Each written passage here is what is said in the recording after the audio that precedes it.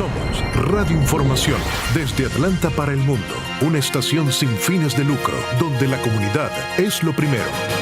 Conectados, Alicia Lluveres, Julio Barriga por Radio Información, donde la comunidad es lo primero. Señores, jueves 10 de noviembre del año 2016, gana Donald Trump y comienzan entonces las interrogantes, inquietudes de muchos de nosotros que no sabemos qué va a pasar con el aspecto migratorio en primera instancia, candidato que durante toda su campaña prometió el muro y prometió que iba a sacar a todos los inmigrantes indocumentados de este país. Para eso, hoy está con nosotros y para nosotros es un gran placer Paola Chavarro, abogada de inmigración, y va a aclarar esas inquietudes, Julio. Correcto. Y antes de empezar, démosle un poquito de cuña de agradecimiento. Si usted llega a tener algún problema con un caso de migración o necesita alguna ayuda, llámela al 404-417-74. 404-417-74. Paola, buenos días. Primera pregunta. ¿Qué puede y qué no puede hacer Trump? Porque he escuchado ya testimonios de gente que dice, es que a mí no hay que votarme, yo me voy solo. Porque entienden que Trump llega al poder y todos vamos a tener que salir prácticamente volando de los Estados Unidos. Bueno, ante todo, buenos días y muchas gracias por la invitación. Bueno, hay cosas que sí va a poder hacer. Ahí tenemos que definir primero una diferencia entre la ley de inmigración y las políticas de inmigración. Entonces, la ley de inmigración es ya está vigente desde hace muchos años. Procesos como un proceso de deportación, o como una petición, o como cualquier procedimiento de visa, van a seguir igual. Porque él no puede llegar y decir, bueno, acabamos con la ley, No. La ley va a seguir la misma, las personas que están en proceso de deportación, el proceso va a continuar, las personas que los pidió un familiar o que están en un proceso de visa U o que están en un proceso de asilo, el proceso va a continuar de la misma manera. Ahora, el problema está con las políticas de inmigración. Las políticas de inmigración, ahí sí el presidente tiene toda la injerencia y tiene el poder de cambiarlas en el momento que quieran. No sé si la gente recuerda, más o menos en el 2008, 9, 10, a la persona que agarraran manejando sin licencia, la ponían en proceso de deportación y la deportaban. ¿Y pasó? Exacto. Entonces, en el 2014, Obama sacó un memorando como dándoles las instrucciones a ICE, que es el brazo que ejecuta todas las decisiones migratorias, les dio la orden de tener prioridades, de no gastar los recursos del Estado en personas que no tuvieran récord criminal. Entonces les dijo, ustedes solamente van a intentar activamente sacar a personas que sean un peligro para el país, que tengan algunos nexos con el terrorismo, por ejemplo. Segundo, criminales. ¿Y quiénes son criminales? Cualquier persona que tenga un récord de un delito de torpeza moral y también, por ejemplo, un DUI. Entonces, personas que tenían un DUI, que es muy común en nuestra comunidad, se convirtieron en una prioridad. Y el tercero, personas que hayan entrado después de enero 1 del 2014. Entonces, ¿por qué? Porque como ha habido esa ola de personas, sobre todo centroamericanas, que han estado huyendo de la violencia en Centroamérica y que han venido, pero en montones, especialmente mujeres y niños, el Estado no ha tenido la capacidad de absorber eso y ellos se han convertido en una prioridad para deportar. Entonces, esa fue la orden que se dio. Y es así como desde el 2014, a finales del 2014, los abogados hemos estado pudiendo llegar a acuerdos con los fiscales y cerrar casos de deportación, cerrarlos, ojo, no terminarlos, dejarlos inactivos. De personas que llevaban tiempo aquí, que no tenían ningún récord criminal serio. Es decir, Paola, que los casos que ya están vigentes en las cortes, de los procesos de deportación, asume Donald Trump el poder y eso se va a seguir llevando a cabo de manera normal. Y me decías que eso puede tardar desde un año, de 2 años, que depende. Claro, claro que sí. Un proceso de deportación es eso, un proceso. Y eso es lo que la gente no entiende muchas veces. A menos de que una persona ya tenga una orden de deportación, que sucede, por ejemplo, porque yo fui a corte y perdí mi caso, o porque tenía corte de inmigración y nunca fui y me dieron una deportación en ausencia. Entonces, si esa persona ya tiene una orden de deportación, ahí sí puede ir y recogerla, a detenerla y deportarla sin ningún procedimiento porque ya lo tuvo. Una pregunta ahorita que estás mencionando que que ICE puede llegar a tu casa. Una de las pólizas que quiere poner Donald Trump es de que la gente que ha estado en los Estados Unidos y ya se le venció su visa o si ha estado más allá del tiempo que está supuestamente permitido, como que la gente que viene de turista y se le vence la visa y se queda acá para poder arreglar su situación legal, y la va a sacar del país. ¿Qué tan cierto puede ser eso también? La verdad, yo pienso que ellos no tienen los recursos para hacer algo así. Ha sucedido y sucede mucho, no con todos los países. Okay. Con países que tienen alerta de terrorismo, ellos van activamente y buscan si una persona, por ejemplo, un turco viene y se dice que me voy a quedar un mes y resulta que al mes no se fue, activamente van a ir a buscar y decir, bueno... Entonces, básicamente esa ley ya existe o ese procedimiento ya existe. Eso ya existe y sucede con muchas nacionalidades. No es muy común con los hispanos. Eso casi no sucede con los hispanos, a menos de que esa persona tenga un récord criminal internacional, cosas... Pero exacto, pero de resto, no. Entonces, digamos, echemos un poquito de reversa y continuemos con el proceso de deportación. Entonces, a una persona que jamás ha estado en proceso de deportación, que no tiene una orden de deportación y que la agarran, sea manejando o porque hubo una redada en su trabajo, por la razón que sea, esa persona tiene derecho al debido proceso. Hay leyes y hay derechos constitucionales que ni un presidente ni nadie puede pasar por encima de esos derechos. Y es bueno que aclaremos eso, porque la gente dice, bueno, yo tengo una orden de deportación, asume el mandato Donald Trump, nos vamos al otro día, porque es lo que él ha dicho en toda su campaña. Hay mucha gente aterrorizada por eso. Bueno, ya si una persona tiene orden de deportación, esa persona tiene que ir donde un abogado que sea experto en leyes migratorias para ver si es posible reabrir ese caso. Si no es fácil, quiero aclararlo, pero hay que mirar las posibilidades, porque si la persona ya tiene una orden de deportación, sí es muy posible que vayan y la busquen, porque es una persona que ya tuvo supuestamente su chance de presentar y pelear su caso en frente de un juez y lo perdió. A veces no se presenta, a veces lo pierde. Exacto. Y quiero aclarar que ganar un caso de deportación no es nada fácil. Lamentablemente hay muchos beneficios, muy pocos, beneficios a los que una persona puede acceder cuando está en proceso de deportación. Pero es un proceso y es un proceso que puede durar años.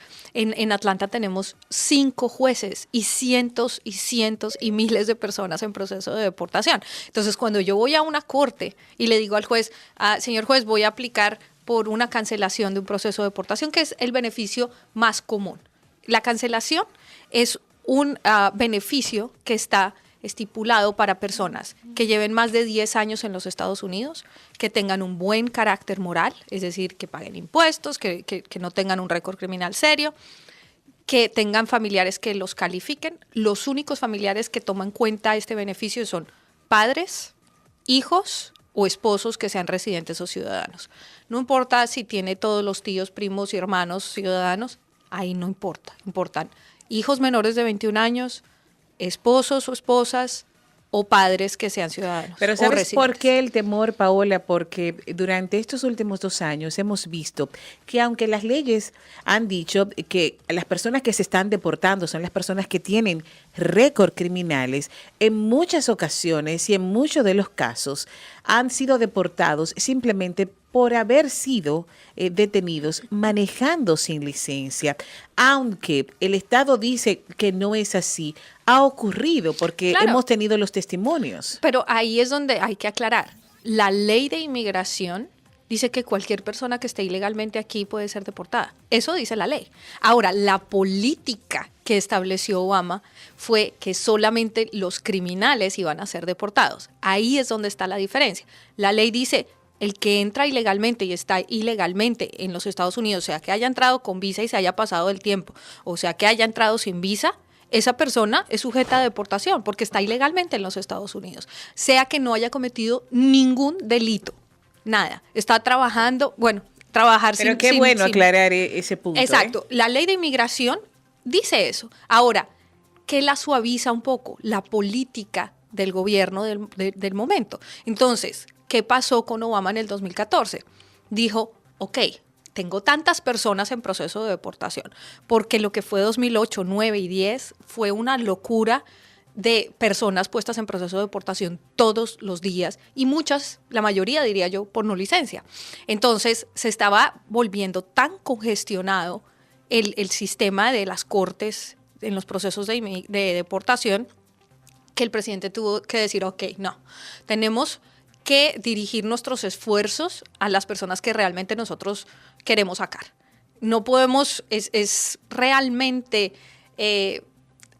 bastante improbable que puedan sacar a todas esas personas porque un solo proceso de deportación le puede costar al gobierno entre 20,000 y 40,000 dólares. Imagínate tú, Julio. Es por eso que entonces él decir que va a sacar 11 millones de personas No lo en va a los poder primeros hacer. 100 días No. o en el primer No lo va año a de poder gobierno, hacer. no, No. virtualmente, Pero matemáticamente, qué bueno, económicamente no se puede hacer. Qué bueno que No estamos aclarando ese solamente- punto. No solamente es costoso para el Estado el proceso de deportación en sí, sino que no podemos cerrar los ojos. Si nosotros miramos el área de la agricultura, Sí. ¿quiénes son los que realmente la labor, la mano de obra? Nosotros. Nosotros. Exacto. Miremos la construcción. Nosotros. Entremos a la cocina de cualquier restaurante. Sí, a mí me da risa Cuando que voy a un nosotros- restaurante griego y los que me cocinan la comida son Exacto. gente centroamericana. Entonces, yo les digo una cosa. Yo pienso A los que, chinos también. A los el chinos sushi. también. Sí, yo les digo, yo pienso que él utilizó esa plataforma porque vio que tenía acogida en muchos sectores, pero pienso, él de todas maneras es una persona de negocios y él sabe que si le quita la base a los negocios, nadie va a estar contento. El sector de la construcción, el sector No, de es que los no- restaurantes. Paula, nos quedaríamos sin mano de obra. Exacto. Entonces, esta mano de obra que mueve a los Estados Unidos. económicamente es imposible que él lo haga. Ahora, ¿sí puede poner más gente en deportación? Sí. ¿Sí puede reactivar esos casos que estaban dormidos? Sí. ¿Sí puede quitar DACA? Sí. Esas, por ejemplo, DACA fue una acción ejecutiva. Y es un él no punto- necesita es- al Congreso para quitar eso. Es una Pero, política del Uy, gobierno. es un punto ahorita punto vamos a estar en importante, profundidad sí. con lo de DACA. Con lo Vamos de a ir a un DACA y corte de DAPA. comerciales porque ya estamos casi al tope de la hora. Así es, pero hacemos esta pausa comercial dejando esta gran interrogante, jóvenes llorando, testimonios en las redes sociales, en los principales canales de televisión, porque precisamente este alivio migratorio le hizo el sueño realidad a muchos jovencitos que llegaron traídos por sus padres a los Estados Unidos y que estaban viendo una luz en el camino y que ahora puede apagarse. Estás escuchando Conectados, Alicia Lluveres, Julio Barriga por Radio Y Información. nuevamente, si usted tiene alguna pregunta, alguna duda, por favor déjenosla saber ahorita al aire al 770-234-9813, que para eso la abogada Paola Chavarro está aquí, para contestar todas sus preguntas y dudas. Gracias, ya volvemos. Conectados, Alicia Lluveres, Julio Barriga por Radio Información, donde la comunidad es lo primero. Hoy el gran honor nos acompaña Paola Chavarro, abogada de inmigración. Señores, el programa es súper interesante en el aire, fuera del aire, porque son muchas las inquietudes y las preguntas de qué puede pasar, cuál es el real escenario en el que Donald Trump tiene el poder de cancelar, continuar acciones que perjudiquen o beneficien a nuestros inmigrantes que están de una manera no legal en los Estados Unidos. Y tocábamos un punto muy vulnerable que levanta muchas emociones. Niños que llegaron a este país, y cada vez que hablo de ese tema me emociono. Niños que llegaron a este país y que no pidieron venir a este país, fueron traídos por sus padres, fueron al high school y tenían el sueño de ir al college, a la universidad. Lo lograron gracias a la acción del presidente Barack Obama y DACA fue una realidad.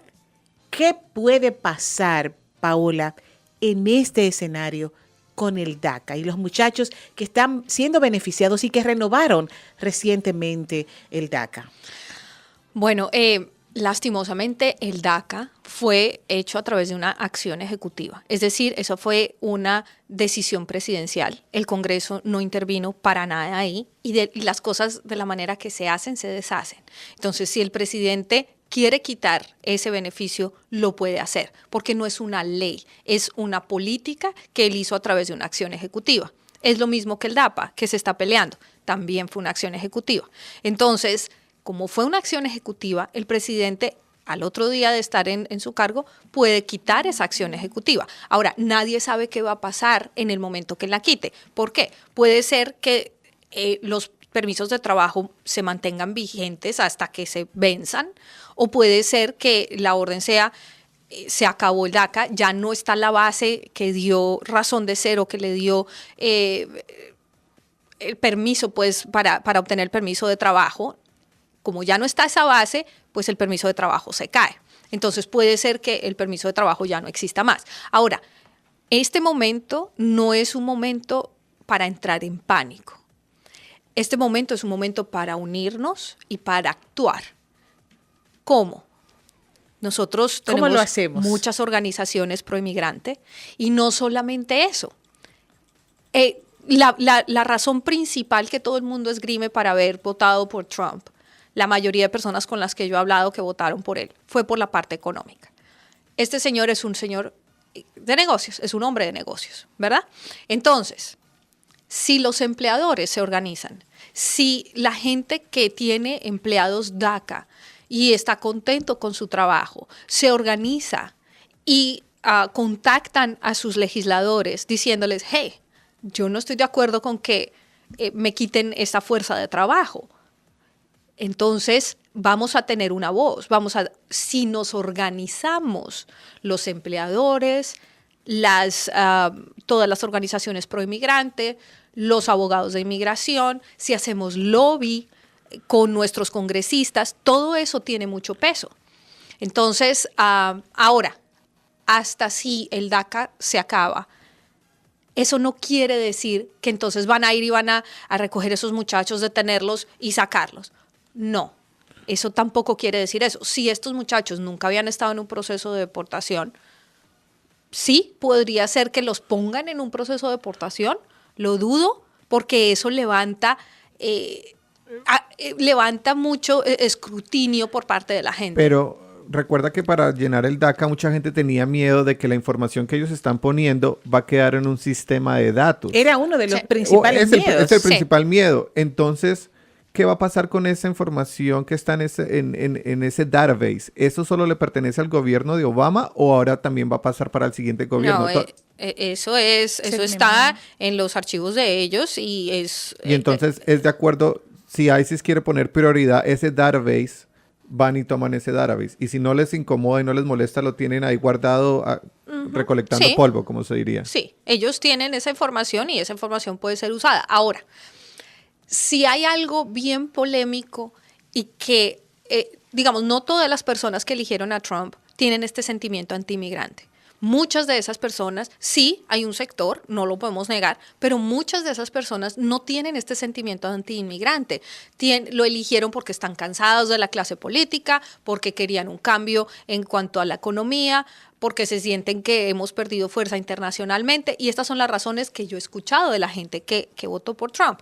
Entonces, pero esta gente quiere a los inmigrantes, los aprecia y saben el valor que tiene su trabajo. Ahora, entonces, si él dice, voy a quitar DACA y fuera de eso voy a poner en proceso de deportación a todos estos muchachos, eso no le va a sonar justo a nadie.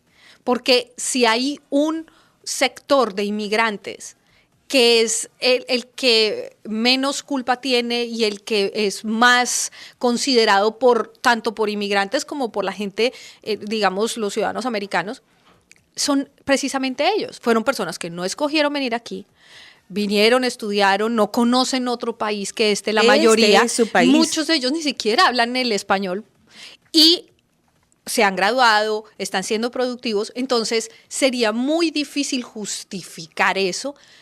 Política y humanamente sería difícil justificarlo. Ahora, si estos muchachos ya tenían una orden de deportación, ahí puede haber un problema. Entonces sería importante que ellos acudan a un abogado de inmigración y miren si ese proceso se puede reabrir, si hay otro camino, qué se puede hacer. Y los permisos, por ejemplo, que no han llegado a la gente que renovó DACA, que todos sabemos que hubo un retraso y que todavía están esperando la renovación Porque de su DACA. el retraso era de 6 meses y los 6 meses viene a ser ahorita en diciembre, si no estoy mal. Sí, hubo mucha gente que esperó, que aplicó después y bueno, pero no sabemos qué va a pasar con eso. Igual el centro de procesamiento de los permisos de trabajo, pues yo pienso que ellos van a tener que seguir trabajando normalmente hasta el momento en que haya una decisión final por parte del presidente. ¿Cómo se puede la gente comunicar con Paola? Exactamente, estamos hablando con Paola Chavarro, abogada de Chavarro Law Firm, Immigration Law. Pueden llamarla al 404-417-74 o pueden visitar su página de internet chavarrolawfirm.com. Otra pregunta que la gente se ha hecho muchísimo. Entonces, el DACA queda aclarado. Él, como fue una acción ejecutiva, puede suspenderlo en cualquier momento, pero va a ser muy difícil poner a todos estos jóvenes en proceso de deportación. El waiver, estamos hablando de que hubo un cambio en las políticas de inmigración hace menos de 8 meses, en donde las personas podían esperar, pedían el perdón y podían esperar dentro de los Estados Unidos y no haber esa separación de familias. ¿Qué va a pasar con esto? Bueno, es una pregunta muy, muy buena porque me la han hecho bastante. Resulta que el perdón provisional es, digamos que ese perdón ya existía. Lo que cambió fue su procedimiento, que se pueda pedir dentro de Estados Unidos. En el 2013 se dijo, ok, va a poder pedirlo los esposos o los hijos de ciudadanos americanos. Ahora se extendió para esposos o hijos de residentes permanentes. Eso se hizo a través de una regulación del Departamento de Seguridad Nacional. Esto no fue una acción ejecutiva, no fue una política ni un memorando de Estado. No, esto fue una regulación del Departamento de Inmigración. Entonces, esta regulación está en lugar, a menos de que ellos la quieran cambiar, y se tendría que hacer el procedimiento para cambiarla. No es instantáneo, no es que él suba y diga, ya no hay más perdón provisional. No, en ese caso no es así porque fue una regulación que tomó tiempo, como toda regulación o como toda ley, tomó tiempo y de la misma manera se deshace. Si él dice, ok, ya no se va a hacer esto, eso tiene que seguir en su lugar hasta que haya un cambio legal. Entonces, ese no se va a ver afectado, por lo menos en un principio, no vamos a ver ningún cambio. Las personas que están dentro del proceso o que están pensando en iniciar un proceso de esos deben hacerlo. Y es más, he conocido mucha gente que está casado o casada con un ciudadano americano y que no, o por desinterés o por miedo, no han acudido a un abogado para ver cómo pueden arreglar su caso. Este es el momento de hacerlo. Este es el momento de mirar qué opciones tenemos. No es el momento de entrar en pánico y agarrar todo e irme o de caerme en un estado de depresión. Es el momento de actuar. Entonces, mi consejo, primero que todo, consulte con un abogado de inmigración. Y consulte con un abogado que honesto, tenga buena serio, reputación. Sí. Sí, muchas veces las personas por cosas de costos o porque no me cobra la consulta, entonces dicen, no, yo voy aquí. Pero tengan mucho cuidado a quién le están poniendo su vida en las manos. Porque entonces, lo barato sale caro a veces. Muchas veces, la mayoría de las veces diría yo. Entonces, en ese caso, primero consulten con alguien que tenga buena reputación y que ojalá se dedique 100% a inmigración. Esta área es un área tan delicada y con tantas excepciones y tan compleja que yo pienso que es imposible que un abogado que hace, no sé, familia y criminal haga también inmigración y lo haga bien. Entonces, que vayan, ojalá. Así como cuando uno tiene un problema de piel, uno no va al general o al cardiólogo, uno va al dermatólogo. Es lo mismo. Nosotros, los abogados de inmigración, que hacemos solo inmigración, que somos muchos, todos los días estamos lidiando con esto. Todos los días hay cosas nuevas y que aprender en inmigración. Entonces, vayan donde un abogado. Ojalá que salgan corriendo de los notarios y de esas oficinas que dicen, hacemos impuestos, inmigración. La gente toma como que inmigración es llenar formas. Llenar formas es lo de menos. Las formas son públicas y si usted sabe leer y escribir, pues usted las llena. El problema es saber qué riesgos tengo metiendo esa forma. ¿Realmente califico para eso? ¿Qué sustento tengo que tener? ¿Qué otras formas deben acompañar esto? ¿Cómo puedo hacer que mi proceso sea más exitoso, que dure menos? Esto solo lo puede hacer un abogado que haya estudiado y que tenga experiencia en la ley de inmigración. Entonces, consejo número 1, mucho cuidado en dónde van a poner su caso. Número 2, prepárense tanto para lo bueno como para lo malo. ¿Cómo se prepara la gente? Consigan su certificado de nacimiento, tengan su pasaporte al día, los certificados de nacimiento de sus hijos, los pasaportes de sus hijos. Si no han hecho impuestos, vayan, consigan un Tax ID, empiecen a hacer impuestos. Si tienen sus impuestos, guárdenlos.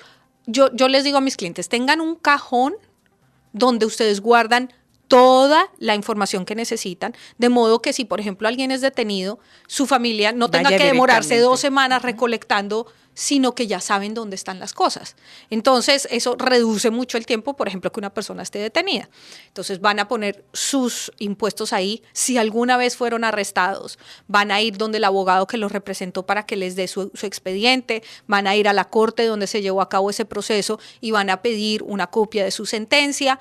Van a, por ejemplo, si sus hijos tienen algún récord médico, tienen problemas, no, qué sé yo, de asma, de lo que sea, conseguir el récord médico. Si el inmigrante tiene problemas médicos, conseguir el récord médico. Todas esas cosas, si yo soy casado, mi certificado de matrimonio, todas esas cosas se van a necesitar, ya sea porque haya una reforma migratoria o porque me detuvieron.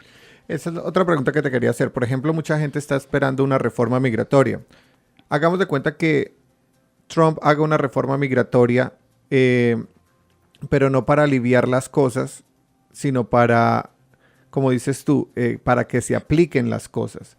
¿Qué cambios hay, por ejemplo, con la gente que vino aquí por un, ¿cómo se llama? Asilo político, cosas de esas. ¿Puede la gente perder un asilo político si Trump cambia esas medidas? No, la verdad, la ley de asilo es una ley que ya tiene mucho tiempo, que está muy arraigada y las personas que están pidiendo asilo, bueno, el problema con el asilo es que... Es tan difícil porque en los Estados Unidos que se ha aplicado. ¿Sabes cuál es el problema del asilo? El problema que estamos teniendo hoy con el asilo es que desafortunadamente algunos abogados y notarios han estado metiendo aplicaciones de asilo que no tienen ningún fundamento solamente para que las personas consigan un permiso de trabajo. ¿Y qué ha sucedido con eso?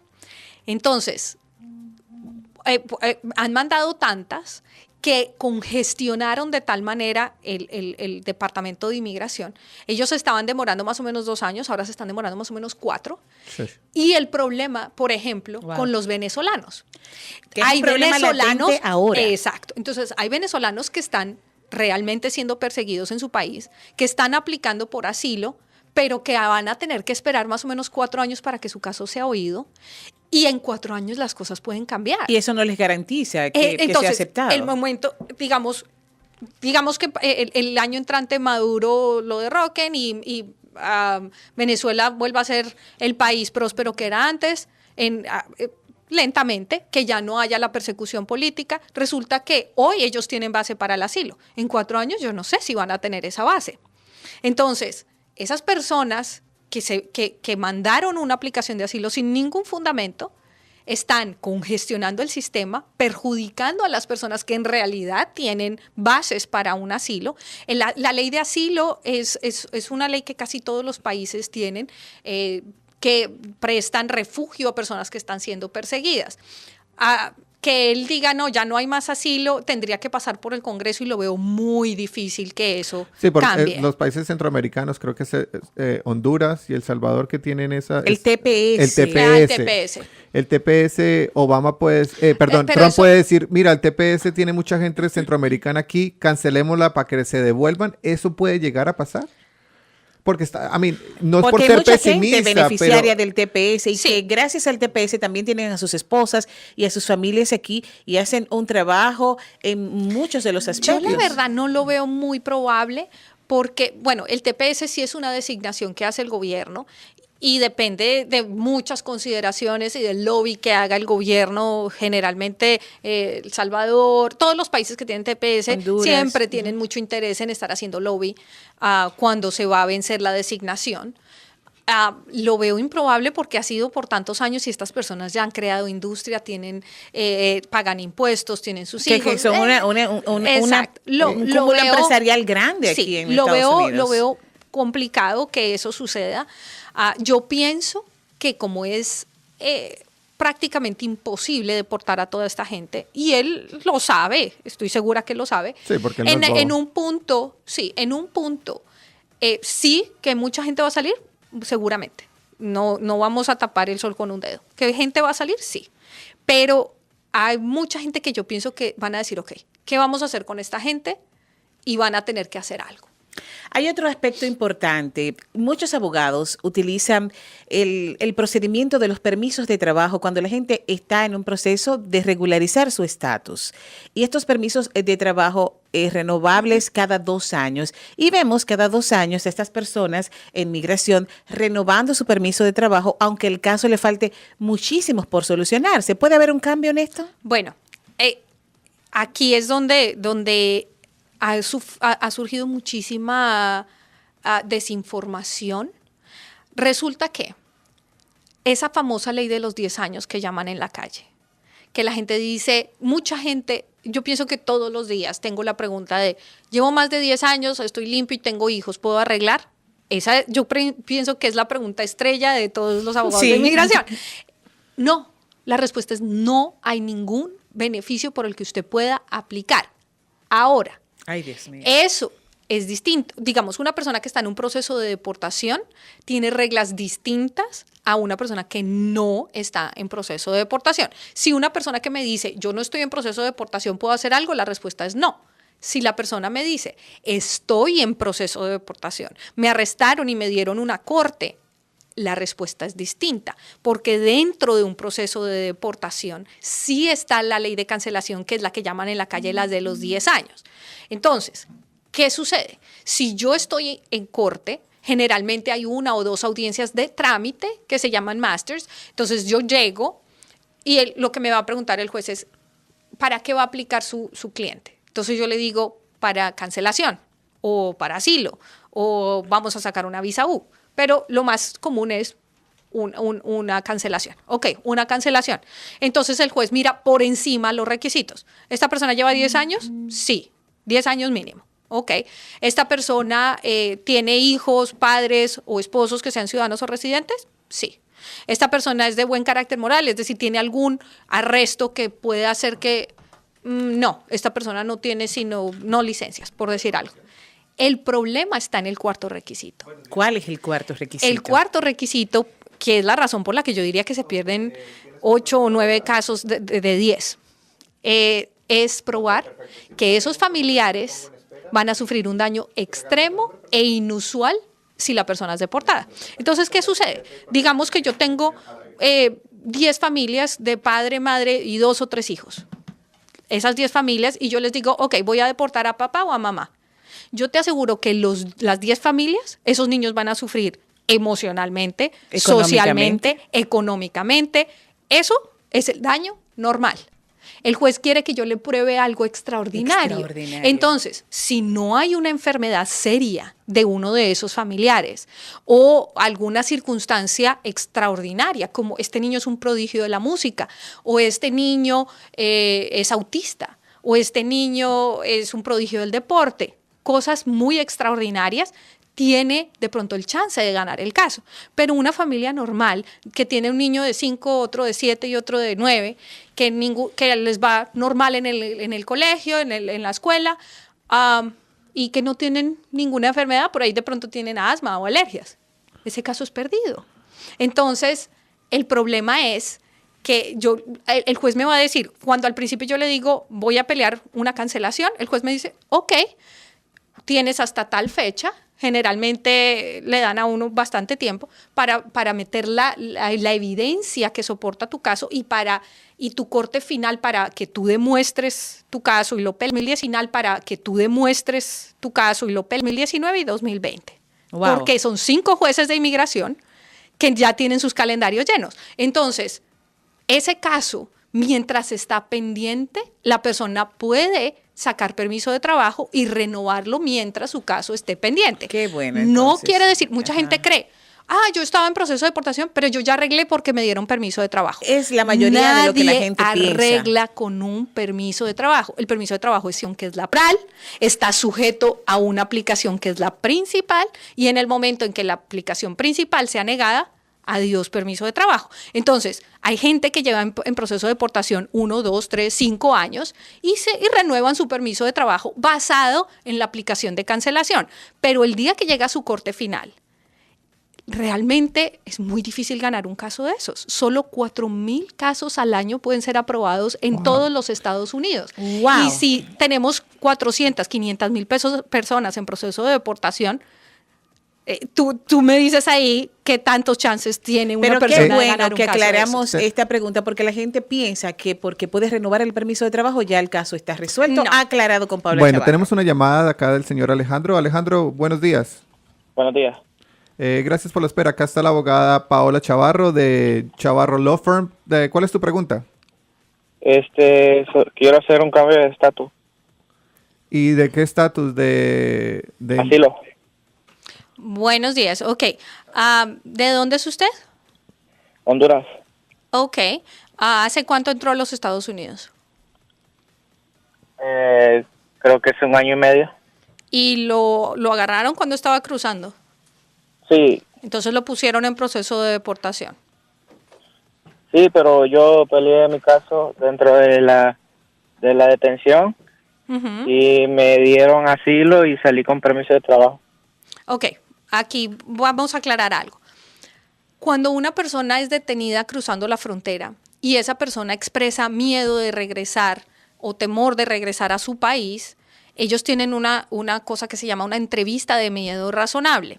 Entonces viene un oficial, le hace una entrevista y determina si el miedo que usted tiene es razonable o no razonable.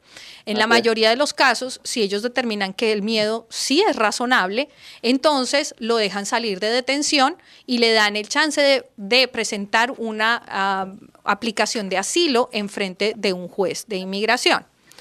Y Sí. cuando usted presenta su solicitud de asilo, si ese asilo no es resuelto en 150 días, que es en casi todos los casos, usted puede solicitar permiso de trabajo. Eso Sí. no quiere decir que usted haya obtenido el asilo. Quiere decir que su asilo está pendiente y que usted muy seguramente va a tener una corte final en la que va a pelear su caso de asilo. Yo tengo mi permiso de trabajo ya. Ok, pero pues usted va a tener cortes. ¿Está representado por un abogado? No, yo tuve la corte final ya. Ok. Se me hace extraño porque si usted tuvo su corte final ¿en dónde tuvo su corte? ¿Aquí en Atlanta? Dentro de la detención. Salí bajo palabra. Ok, pero el haber salido no quiere decir que usted ganó el caso de asilo. Quiere decir que lo dejaron salir porque ellos consideraron que su miedo era razonable, pero usted tiene que pelear el caso de asilo en frente de un juez. ¿Usted presentó su solicitud de asilo? Yo ya entregué todo. Ok, su asilo muy seguramente está pendiente y usted tiene permiso de trabajo basado en ese asilo. No quiere decir que usted ganó el asilo. si usted quiere, podemos revisar el récord, porque muchas veces, como estos procesos son tan complejos, las personas no entienden realmente cuál es el estado de su caso. Y hasta que yo pueda ver qué es lo que pasó, cuál es su permiso de trabajo, basado en qué, ahí yo le podría decir, ok, quiere decir que su asilo está pendiente o realmente usted ganó su aplicación de asilo, lo cual es improbable. Y lo digo improbable porque, por ejemplo, pelear un caso de asilo en Atlanta, yo diría que el 99% de los casos se niegan.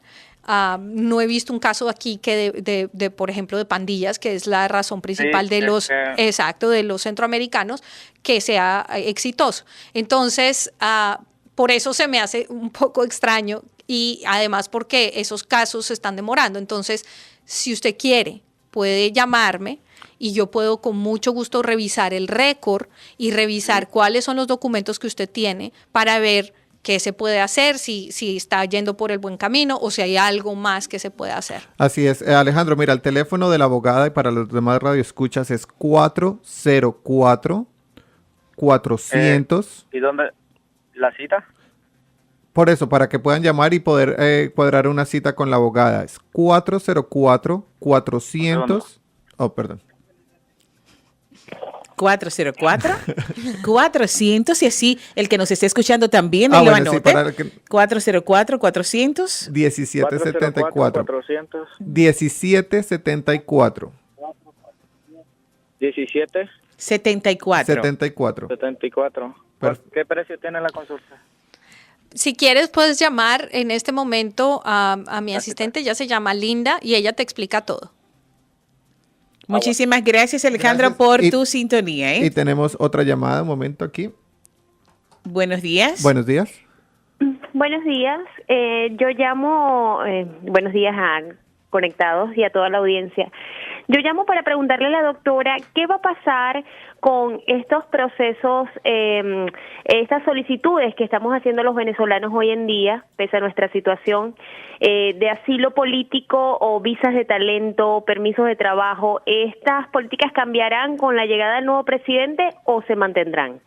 No, los procesos van a seguir igual porque por ejemplo, el asilo o las visas de talento, todo eso está ya en la ley de inmigración. El presidente no puede llegar y decir, bueno, ya no existe ley de inmigración, se va a hacer lo que yo diga. No, la ley va a seguir en su lugar. Puede haber una iniciativa por parte de él de cambiar la ley, pero eso tiene que pasar por un proceso en el Congreso, tiene que ser aprobado, tiene que ser una reforma. Entonces, eso es algo, la verdad, improbable. Sobre todo, el movimiento que se ha visto ahora es para que Estados Unidos sea más atractivo para las personas que tienen talento o para personas que tengan dinero y quieran invertir. Entonces, las visas de talento y esos tipos de visa, la verdad, dudo mucho que sean reformados y el asilo va a seguir su curso natural porque legalmente pues, la ley ya está en su lugar. Lo que puede haber es de pronto que haya más recursos y entonces que se agilice un poco más el procedimiento y el proceso del asilo, pero el proceso va a ser el mismo, digamos, todas las causales para pedir asilo y todo va a seguir siendo el mismo. Okay. Qué bueno que hacemos esa aclaratoria. Muchísimas gracias por la sintonía. Nosotros tenemos que hacer una pausa comercial. Estamos conversando con Paola Chavarro, abogada de inmigración, y respondiendo tus preguntas con estas dudas y con esta alarma colectiva que hay tras el triunfo de Trump como presidente de los Estados Unidos. Seguimos en breve.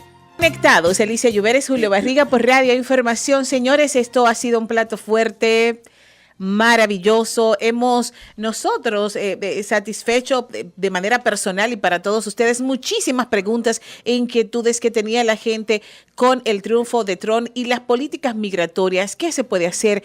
¿Qué no se puede hacer? ¿Qué es factible y qué no? ¿O cuánto demoraría que estas políticas fueran cambiadas y nos llegue a afectar?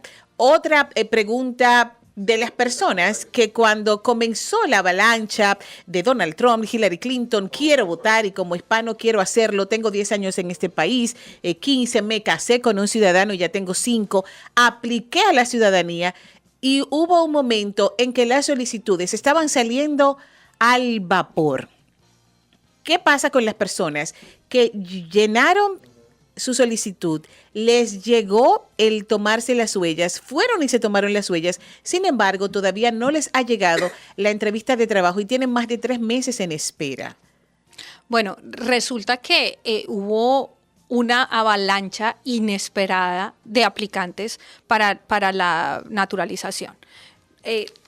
Y el Departamento de Inmigración no se esperaba esa avalancha porque fue algo bastante inusual. Ellos tuvieron que poner a trabajar gente que estaba trabajando en resolver otras aplicaciones, a resolver estas aplicaciones de naturalización para que esa gente alcanzar a votar. Generalmente antes de unas elecciones ellos hacen eso, agilizar, darle prioridad a esas aplicaciones para que la gente tenga el chance de votar. Ahora, cuando ellos ya se dieron cuenta que muchas de esas personas de todas maneras no iban a alcanzar a votar, entonces volvieron a su ritmo habitual y obviamente con tanto trabajo que había, se ha visto el retraso. Ese es uno de los factores por qué se están demorando ahora más. Y el segundo factor es porque el Departamento de Inmigración está implementando un nuevo sistema para hacer más rápido y hacer electrónica la aplicación de la naturalización. Entonces ellos implementaron ese nuevo sistema, pero como es nuevo, pues tiene fallas y resulta que tuvo muchas fallas. Entonces tuvieron esas personas que aplicaron y que les llegó su recibo de todo. Después Inmigración tuvo el problema de que no les sirvió ese sistema, que van a tener que reformarlo y mejorarlo, entonces tuvieron que otra vez esas aplicaciones subirlas en el sistema viejo y por eso se han demorado muchas, no todas, pero algunas de Pero esas. hay un límite para el proceso de naturalización. ¿Qué pasa con eso? Sí, el proceso de naturalización generalmente tiene un límite, pero ya desde hace un tiempo, el proceso de naturalización es la última oportunidad que tiene el Departamento de Inmigración de chequear a una persona. Es la última vez que pueden mirar con lupa ese proceso y lo hacen. Entonces, ¿para qué son esas huellas? Esas huellas son para mandárselas al FBI y que hagan un chequeo de esa persona, de su historial criminal, pero también ahora son muy meticulosos mirando toda la historia migratoria de esa persona. Es así como hace como unos mes y medio, 2 meses, anunciaron que más o menos 850 aplicaciones habían sido concedidas sin que la persona, en error, sin que la persona de verdad calificara para la naturalización. Entonces, esta aplicación es muy especial y muy importante estar bien asesorados. ¿Por qué? Porque puede ser que Inmigración haya cometido un error en el momento de darme la residencia o antes de la residencia y resulta que ese error sale a relucir ahora. Entonces, si es un error que no muy importante, puede ser que me la nieguen y yo en 6 meses vuelvo y aplico. Pero si fue un error importante, el riesgo es que me pongan en proceso de deportación. Por más de que el error de darme la residencia fue de ellos, si ellos encuentran ese error ahora, me lo pueden quitar. Ahora, esa es una de las razones por las que algunas aplicaciones de naturalización se demoran, por el background check se llama, el chequeo que hace el FBI. Pero porque hasta que el tiempo, FBI, estimado, porque estamos hablando de que personas por la efervescencia de las elecciones se aplicaron mayo, junio y todavía no les ha llegado la entrevista. Sí, ¿Esto hay un tiempo? Ahorita el tiempo de procesamiento está más o menos de 6 a 11 meses. Wow. Ajá. Cambió, estaba de 4 a 6, Sí. ahora está de 6 a 11, el tiempo de procesamiento normal. Si ya una aplicación se sale de esos tiempos de procesamiento, hay cosas que el abogado puede hacer. Lo primero que uno hace generalmente es una cosa que se llama un InfoPass Appointment para preguntar a una oficial de inmigración qué está sucediendo. Generalmente ese es el pasito número 1, entonces uno generalmente lo hace 1 o 2 veces. Los abogados que somos miembros de EILA, que es la Asociación de Abogados de Inmigración, si eso no funciona, acudimos al liaison, que es una persona, EILA tiene links o representantes con todas las organizaciones. Y ahí está la gran diferencia entre llamar a un notario y llamar a un abogado, que los abogados una pertenecen... de las tantas. No, claro, pero es que mucha gente dice, no, es que me ahorro como $400. Mire, Y esos $400 triple. le salen el triple. Ahí está una de las mayores razones por las cuales hay que llamar a un abogado en vez de un notario. Sí. Sigue, perdón. Entonces, tenemos un liaison, ese liaison acude y presenta los casos directamente con el Departamento de Inmigración a ver qué está sucediendo. Si eso no funciona, hay otro recurso que es Ombudsman Office, que es una oficina que no es parte del departamento, pero que está pendiente de que funcione bien. Hay muchas cosas. Y si eso no funciona, uno puede meter una demanda en contra del Estado, se llama un mandamus, para que ellos hagan lo que tienen que hacer. Esa demanda es cuando el Estado falla en hacer algo que es obligatorio para ellos. Entonces hay muchas cosas que se pueden hacer, pero hay que tener en cuenta que es normal. Pero entonces el proceso de espera está ahora, cambia de 4 a 6 meses a 6 a 11 meses. Eso es lo que está ahora. Si tú entras a la página de inmigración, te dicen, ok, el tiempo de procesamiento ahora está de 6 a 11 meses. ¿Y por qué? Porque no dan abasto. Entonces, no es que ahora hay una persecución y que ahora... Es bueno aclararlo. No es de que Donald Trump ya tomó control de migración Sí, y está en busca de todo. Es normal. Cuando, por ejemplo, con los perdones, cuando nadie estaba aplicando por el perdón, se estaba demorando 5 o 6 meses. Cuando empezó la avalancha de perdones, entonces ya se empezó a demorar 8 o 10 meses. Normal. Tenemos una llamada. ¿Aló? ¿Con quién hablamos? Sí, Marcial García. Hola, Marcel. Bueno, ¿tienes una pregunta para la abogada Paola Chavarro de Chavarro Law Firm? ¿Cuál es tu pregunta? Buenos días. Sí, mi pregunta es, yo soy ciudadana española, residenciada en Venezuela. Vine aquí a Estados Unidos con una waiver visa, y quería saber, estoy casada allá, pero no estoy más a Venezuela. Mi pregunta es, ¿yo puedo divorciarme aquí, Estados Unidos, siendo española? Que si puede divorciarse, ella es ciudadana española y también es venezolana. Tiene un matrimonio, pero si ella puede divorciarse... ¿Matrimonio en Venezuela? ¿En Venezuela es el matrimonio? Sí. ¿Puede divorciarse aquí en los Estados Unidos, aunque el matrimonio se haya efectuado en Venezuela? Generalmente sí. Inmigración reconoce los matrimonios y los divorcios que sean legales en el lugar donde sucedieron. Si yo fuera ella, me asesoraría también con un abogado de familia, tanto aquí como en Venezuela. Este es más un caso de familia que de inmigración. Le puedo decir que inmigración acepta cualquier divorcio que sea legal en el lugar donde sucedió. Y sí, he tenido personas que se divorcian teniendo un matrimonio en el extranjero, pero esta es una pregunta más de un abogado de familia. Ahora, cuando una persona entra a los Estados Unidos con el visa waiver, ese beneficio también tiene sus partes negativas, y es que la persona que entra con el visa waiver está renunciando a algunos derechos que tiene, por ejemplo, la persona que entra con visa. Entonces, sí, no tienes que pedir visa, pero el que entra con visa puede extender su estadía, puede cambiar su estatus, el que entra con visa waiver no. Bueno, muchísimas gracias. ¿Aló? Ok, ¿tenías otra pregunta? Sí, esa era otra de mis preguntas. Bueno. De inmigración. Entonces, como ciudadana española, tendría que salir del país, volver a entrar, en caso de que un estatus con alguien para que me dé los papeles. Repítenos la pregunta, que se cortó un poquito tu señal. Ok, yo como ciudadana española, teniendo yo no puedo casarme en el país, tendría que salir del país y volver a venir en que yo ¿La entendió? Creo que entendí. Sí. Está muy mala la comunicación, pero creo que alcancé a agarrar lo esencial. Mire, primero que todo, pues obviamente tienen que estar divorciadas antes de poderse casar, y dudo mucho que el divorcio dure menos de los 90 días que tiene usted de estadía. Ahora, el visa waiver tiene una excepción, y es si esa persona se casa con un ciudadano americano, que es una petición inmediata, la persona puede aplicar por residencia sin salir de Estados Unidos. Pero, pues obviamente usted primero va a acumular estadía ilegal. Segundo, pues si por alguna razón no pasa lo del matrimonio o lo que sea, va a perder los beneficios del visa waiver y la próxima vez que venga va a tener que pedir visa.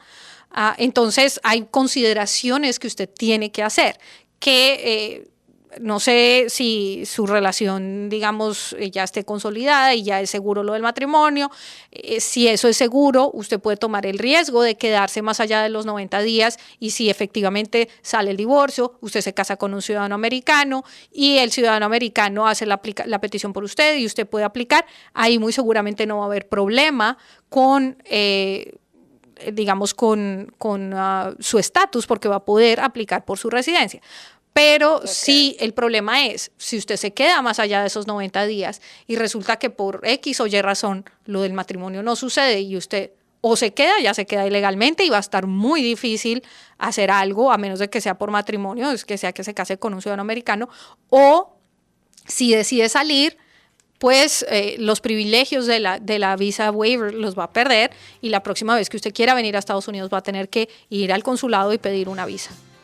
Muchísimas gracias por tu llamada, muchísimas gracias. Abogada, tenemos que hacer una pausa comercial. Al regreso, Alicia Lluveres ya y Julio Barriga con nuestra invitada especial, Paola Chavarro, en los últimos minutos de Conectados.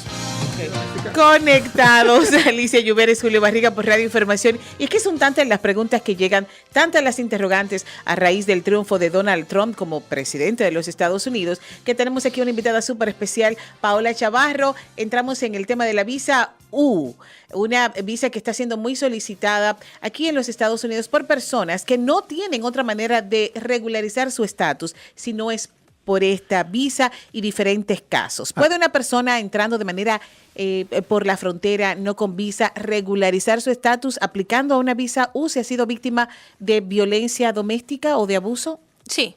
La visa U está diseñada para proteger a víctimas de crímenes, no de todos los crímenes, ojo, generalmente crímenes que afectan a la persona, no solamente, por ejemplo, la violencia doméstica, y está diseñada para que esas personas puedan denunciar y ayudar a las autoridades. Se obtiene una certificación por parte de esas autoridades que diga que la persona, número 1, fue víctima, número 2, colaboró con ellos, y una vez se obtiene esa certificación se puede iniciar el proceso de visa U. El proceso de visa U lo perdona casi todo, perdona haber entrado ilegalmente, perdona haber entrado varias veces, perdona muchos crímenes, perdona haber traído ilegalmente a personas, haber mentido, muchas cosas las si le ocurre perdona la a visa una U. tercera persona, es decir, a una hija de la persona que esté aplicando por la visa U y que es ciudadana americana. También. O si le pasa a la hija que es indocumentada, menor de edad, y el padre o la madre es indocumentada, ¿también puede? Claro que sí. Cubre a la niña, cubre a sus padres, a sus hermanitos menores de edad, siempre y cuando estén solteros. Ok. Pero sí. Es una visa bastante benéfica. Bueno, y otra pregunta. Hay muchas personas que se encuentran en un limbo migratorio cambiando de diferentes visas para mantener su estatus. ¿Usted cree que en un momento de este nuevo gobierno, con el poder en el Senado y en la Cámara de Representantes y un presidente, entre comillas, antimigrante, hagan algo para regularizar el proceso o recomienda no seguir pagando una visa e irnos para otro país? Gracias. No, la verdad que pienso yo que la retórica de él va más contra las personas que han entrado ilegalmente al país, más que las personas que han estado manteniendo un estatus migratorio. Entonces, si la persona ha estado cambiando de visas, por decir, entró con una visa de turista, luego se hizo una visa de estudiante, luego se hizo una visa de trabajo, esas personas están legalmente aquí y han respetado el sistema migratorio y la verdad dudo muchísimo que vaya a haber un cambio negativo para esas personas, por más de que el presidente sea antimigrante y por más de que tenga Congreso. Entonces, no lo veo como un riesgo que sea muy, muy posible. Y acá otra pregunta que nos acaba de llegar. Cuando una persona ha llegado al punto de ser deportado, ¿dicha persona se le otorga algún plazo para salir de manera que le permita preparar su salida y no irse con una mano por delante y la otra por detrás? Bueno, como ya dije, el proceso de deportación es un proceso que dura bastante tiempo y durante ese tiempo, si están con un abogado y el abogado es realista, el abogado le va a decir, ok, con mucho más tiempo de anticipación. Este caso muy seguramente lo vamos a perder. Entonces esa persona tiene todo ese tiempo para prepararse si la persona en realidad va a salir. Al culminar un proceso de deportación, generalmente las personas tienen dos opciones, una salida voluntaria o una orden de deportación. La salida voluntaria, ellos tienen un máximo de 120 días para salir. El juez decide si le va a dar 60, 90, 120, lo que sea el juez. Pero yo no recomiendo eso a menos que la persona en realidad se vaya a ir. Ahora, la orden de deportación. El juez le da una orden de deportación, generalmente le dan más o menos unos 60 días para presentarse para ser deportado. Yo tengo muchos clientes que jamás se presentan y siguen viviendo con una orden de deportación. Entonces, durante el proceso, si la finalidad de la persona es irse, digamos, con el menor traumatismo y las menores consecuencias, pues sería una salida voluntaria, y la salida voluntaria le da 120 días máximo para irse. Si ya es una orden de deportación, pues generalmente le dan más o menos unos 60 días para presentarse, pero ha tenido todo el proceso para prepararse para eso, porque si tiene un abogado honesto, el abogado muy seguramente le va a decir, hey, vamos a pelear el caso, vamos a extender el tiempo que usted está acá, vamos a sacar permiso de trabajo mientras tanto, pero prepárese, ahorre, y si usted no quiere quedarse ilegal, seguramente vamos a perder el caso. Prepárese porque muy seguramente vamos a perder el caso. Y es bueno aclarar que hemos tocado en esta mañana puntos súper importantes para que la gente que entró en pánico se calme. El waiver, el perdón, eso para cambiar esa regulación de la ley tiene que pasar en todo caso que se haga un tiempo, tiene que ir al Congreso y tiene que hacer un sinnúmero de movimientos que si se hace no va a ser de la noche a la mañana. Y de nuevo, recordarles que estamos hablando con la abogada Paola Chavarro de Chavarro Law Firm Immigration Law, y la pueden llamar para que ella les atienda su caso al 404-417-74, 404-417-74, o pueden visitar su página de internet chavarrolawfirm.com. Una pregunta que mucha gente se la está haciendo también, tanto como americanos, como gente que ha venido a este país y se ha quedado como inmigrante, documentado o indocumentado. ¿Qué tengo que hacer yo si me quiero mudar a Canadá porque Donald Trump va a destruir a los Estados Unidos? Es que colapsó la página de Canadá. Porque la página de inmigración de Canadá colapsó. La verdad, eso es para preguntarle a un abogado experto en leyes canadienses. Esa era mi segunda pregunta. ¿Tengo que hablar con un abogado de inmigración acá en los Estados Unidos o me toca llamar internacionalmente a Canadá a que me atiendan de aquí para allá? Hay algunos abogados, sobre todo los que están en el norte, que son abogados de inmigración tanto aquí como de leyes canadienses. No es mi caso. Por eso, precisamente, generalmente uno los refiere con EILA, uno tiene acceso a un directorio de abogados que estén en otros países y que sean expertos en leyes de inmigración de otros países, por ejemplo. Entonces, generalmente yo refiero a mis clientes, pero pues sí, yo pienso que ese boom fue más una cuestión pasajera de terror, pero en realidad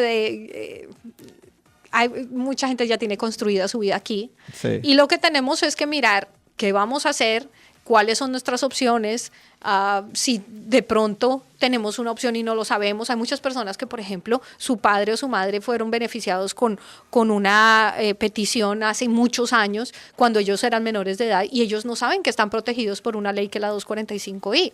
O, por ejemplo, personas que fueron víctimas de un crimen, que hicieron su denuncia y fue hace 2, 3 años y nunca se preocuparon por tramitar una visa U. Entonces hay cosas que todavía se pueden hacer. Personas que están casadas con una persona que entró ilegalmente y piensan que no hay nada que hacer. Resulta que para eso está diseñado el perdón provisional. Hay un rumor que dice que si tú estás casado con alguien que tiene residencia permanente, hay periodos que inmigración supuestamente abre como una ventanita para que si estás casado con alguien que está en este país indocumentado, que ya se le pasó la visa, que te pueda pedir para que te empiecen a hacer tu proceso legal. ¿Eso es verdad? Ok, lo que sucede es cuando un residente permanente, tanto el residente como el ciudadano pueden hacer petición por sus esposos o esposas. Sí. ¿Ok? La diferencia está, el ciudadano es un familiar, su esposo o esposa es un familiar inmediato que tiene una visa inmediatamente disponible y no tiene que entrar en ninguna lista de espera. Mientras que el esposo o esposa de un residente no tiene una visa inmediata, tiene que entrar en una lista de espera hasta que haya un número de visa disponible. Ajá. Entonces, esos tiempos de espera varían, cambian cada mes. Cuando llega mi turno en la cola de espera o en la fila, ya yo puedo aplicar para una visa de inmigrante. Entonces, no es que se abran ventanitas, es que tengo que entrar en cola y tengo que esperar hasta que llegue mi turno cuando estoy casada con un residente permanente. Ahora, la expansión del perdón provisional precisamente hace que si ese residente permanente está casado con alguien que entró ilegalmente, todavía lo pueda arreglar pidiendo el perdón dentro de Estados Unidos. La persona, tanto el esposo o esposa de residente como de ciudadano, van a tener que salir. Eso de que no van a tener que salir ya, eso es falso. Van a tener que salir. La diferencia es que antes tenían que salir por 6, 8 meses, un año a Por eso esperar. que hay gente que se va por 3 meses y regresa. No, 2 semanas. Mis 2 clientes se semanas. van por 2 semanos. Se van más o menos unos 8 días antes de su entrevista porque tienen que hacerse unos exámenes médicos, van a su entrevista, si son aprobados, a los 4 días les llega su visa y ya se pueden venir. Entonces, el tiempo de estadía diferencia, realmente sí. es supremamente corto. No solamente el tiempo, el riesgo. Porque antes salía uno y no sabía si le iban a aprobar el perdón. Ahora, los clientes no salen si el perdón no es aprobado. Y eso no fue aprobado por una ley ejecutiva de Obama, eso es por una era nueva lo que ley. aclarábamos. Esa es una regulación. Esa es una Ajá. regulación. Entonces, Donald Trump, literalmente hasta el momento, en el primer día de oficina o primer día de mandato, no la puede tocar. Entonces, todavía hay tiempo para esa gente que está en esa clase de proceso de que actúen. Yo creo que la gente que le gusta, que es procrastinator, que no sé cómo sería en español, que le gusta Le gusta dejar todo para el final. todo para el final. Hay que organizarse. A despertarse, Sí, a hay que moverse organizarse. antes de que este señor tome el poder. Yo creo que esa es la mejor manera de actuar. Y es el mejor en vez de antídoto ponernos a llorar en una esquina, a prevenir. a despertarnos y actuar. Claro, si usted entonces está en todo ese proceso, como dice la abogada, busquemos esa cajita y pongamos nuestros documentos en orden para si hay cualquier cambio en las regulaciones de inmigración, estemos listos y preparados, pero no hay por qué tener pánico. Muchísimas gracias, abogada Paola Chavarro. Vamos a repetir nueva vez su número de teléfono, dudas aclaradas, pero si tiene todavía más interrogantes, usted la puede llamar. Exacto, al 404-417-74. 404-417-74. Paola Chavarro, de Chavarro Law Firm Immigration Law. Muchísimas gracias, Paola. Muchísimas gracias a ustedes. Siga conectado a la programación de Radio Información. A continuación, hablemos con Teodoro. Alicia Lluveres y Julio Barriga se despiden. Hasta mañana a las 8 en Conectados. Únete a la conversación de Radio Información bajando nuestra aplicación o entrando a nuestra página web. Opina y participa.